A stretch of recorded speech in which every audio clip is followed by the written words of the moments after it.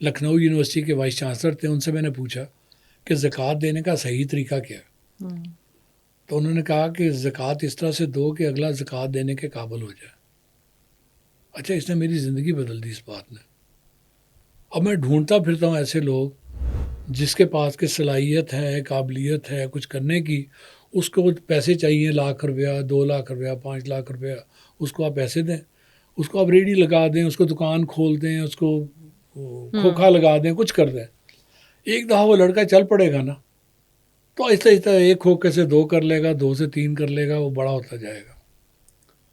سو جو یہ تیسرا فنڈنگ کا سورس جو ہے، اور یہ ہمارے ملک میں بہت بڑا ہے. مطلب ڈاکٹر امجد ثاقب کی جو آرگنائزیشن ہے وہ بہت سے لوگوں کو اس طرح سے فائنینسنگ دیتی ہے، اور بغیر ایگریمنٹ کے، بغیر کسی آپ کے گارنٹی کے آپ کو لون دے دیتے ہیں. آپ جائیں اپنا کام شروع کریں، ان کا لون واپس کر دیں، وہ کسی اور کو دے دیں گے، پھر کسی اور کو دے دیں گے.